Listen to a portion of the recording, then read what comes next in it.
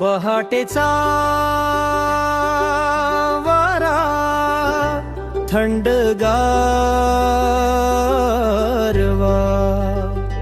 सूर्याची किरण नव्या दिवसाची चाहूल हवा,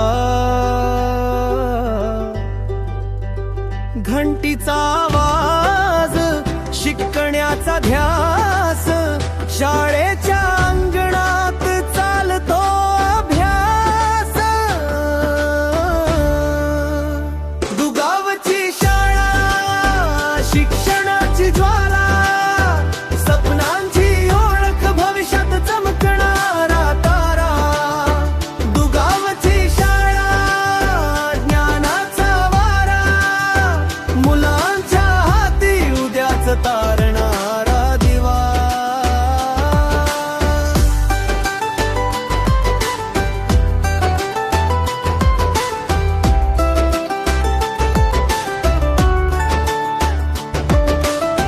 पुस्तकन पाटी या प्रक्रियेला आपल्या समाजामधून भक्कम आधार देणं हे अत्यंत गरजेचं आहे असं राजश्री शाहू महाराज म्हणतात. राजश्री शाहू महाराज हे लोकशिक्षणाचे जनक होय. सावित्रीबाई फुले, महात्मा फुले, डॉक्टर बाबासाहेब आंबेडकर, कर्मवीर भाऊराव पाटील हे लोकशिक्षणासाठी अतिशय प्रामाणिकपणे आपलं जीवन पूर्ण समाजाला व्यतीत केलेलं आहे. त्यांनी समाजाला एक लोक चळवळ कशी करावी, शिक्षणाच्या माध्यमातून माणूस समृद्ध कसा करता येईल आणि शिक्षणाला सर्वोच्च स्थान कसं देता येईल हे पाहिलं गेलं. आणि समाजातून असे दानशूर व्यक्ती पुढे आले पाहिजे असं राजश्री शाहू महाराजांना वाटत होतं. मग राजश्री शाहू महाराजांनी असं म्हटलेलं आहे की शिक्षण ही अखंड चालणारी प्रक्रिया आहे. याला जर आपण थांबवलं तर आपल्या समाजाचा सर्वनाश होईल. आणि सर्वनाश जर होऊ द्यायचं नसेल तर समाजातील दानशूर व्यक्तीने पुढे आलं पाहिजे.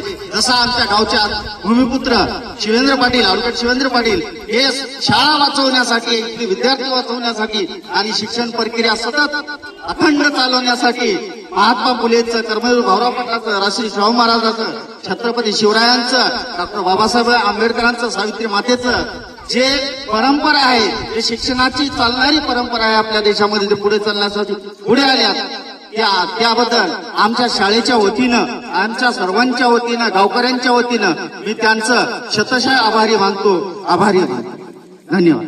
लक्षात नसेल पण शिवेंद्र पाटलाच्या लक्षात आहे की मला विद्यार्थ्यांना साहित्य द्यायचं. यांची तयारी यांची मे महिन्यापासून चालू आहे. त्यांचा आमचा संपर्क आहे. सर आपल्याला पटसंख्या पाठवा, आपल्याला मुलांना साहित्य घ्यायचं आणि इतकं दर्जेदार साहित्य आहे की क्लासमेटची होईल. पेन, पेन्सिल, शॉर्पनर, इरेजर पहिलीच्या विद्यार्थ्यांना 200 रुपये एका विद्यार्थ्याचा खर्च आहे. ही पुस्तक तुम्हाला दिसते, हे 3 पुस्तक आहेत. 75 रुपये एका पुस्तकाची किंमत आहे. होलसेलमध्ये आम्हाला 200 रुपये आहे. मी एक 25 विद्यार्थ्यांसाठी 200 रुपयाची पुस्तक आहे, एक प्रत्येक विद्यार्थी. सर म्हणल्यासारखं या जगामध्ये श्रीमंत माणसं भरपूर आहेत, पण मनाने श्रीमंत असणारी माणसं कदम साहेबांसारखं. आपण आपल्या विद्यार्थ्यांना आपल्या स्वतःच्या मुलाला जर 10 रुपये चॉकलेट घेऊन द्यायचं असेल तर 4 बार विचार करतो, 10 रुपये द्यावा लागेल. पण त्यांचा मुलगा नाही, शाळेमध्ये त्यांच्या परिवारातही कोणी नाही, पण मन मोठं आहे की माझी जन्मभूमी आहे, माझं हे दुगाव गाव आहे, त्या गावाच्या मातीमध्ये मी जन्मलो आणि ईश्वराच्या कृपेने माझ्या मेहनतीने जे काही मी पैसे कमवतो आहे, मान कमवतो आहे, त्याचा एक वाटा माझ्या गावाच्या मातीसाठी काहीतरी काम यावं. आणि हेच सद्भाग्य आहे की आपलं जे काही उत्पन्न आहे त्याच्यातला खारीचा वाटा का होईना माझ्या समाजासाठी जावा. आणि साहेबाचं तर 3 वर्ष झालं सातत्यानं 1 लाख रुपयाचे साहित्य आमच्या शाळेला देतात, विद्यार्थ्यांना देतात. खरं तर तुमच्यासारखी माणसं या जिल्हा परिषद शाळेकडे लक्ष द्यायला लागली तर भ्रष्ट अवस्थेत जाणारी जिल्हा परिषद शाळा पुन्हा एकदा मोठी भरारी घेतली. साहेब तुमचं शाळा स्थापन समितीच्या वतीने, शाळा जिल्हा परिषद केंद्रीय प्राथमिक शाळा दुगावच्या वतीने मी पुन्हा एकदा तुमचे आभार मानणार नाही, धन्यवाद देणार नाही. तुमच्या ऋणामध्ये आम्ही राहू, कारण हे तुमचं काम आहे. हे सर्व समाजाच्या डोळ्यामध्ये झणझणीत अंजन घालणारं काम आहे. इथं 10 रुपयाची उजळणी द्यायला पालकाची मागे पुढे बघतात. एवढं मोठं तुम्ही साहित्य दिलं त्यामध्ये परत एकदा. आणि निश्चितपणे इथं बसलेले विद्यार्थी आहेत, तुम्ही बघता मागच्या 4 वर्षापासून जिल्हा परिषद शाळेची आमची मुलं स्कॉलरशिप मध्ये होल्डर होत आहेत. आता फक्त 5वीचा निकाल लागलाय, त्याची 3 मुलं पास झाले, 4थी आणि 7वीचा निकाल बाकी आहे. आम्हाला पूर्ण आशा आहे की या दोन्ही वर्गामध्ये आमची शेवटचे पात्र पुन्हा विद्यार्थी पुन्हा एकदा शिवेंद्र पाटलांना आपलं आगमन करावं लागेल त्यांना त्यांना खरं तर आमची चूक झाली. आम्ही त्यांच्यामध्ये यावेळेस ट्रॉफी देणार होतो, पण साहेब अजून 2 वर्ग आहेत तेव्हा आपण यांच्या असं ट्रॉफ्या त्यांना देऊ. गावची शाळा शिक्षणाची ज्वाला सपनांची ओळख भविष्यात चमकणारा तारा.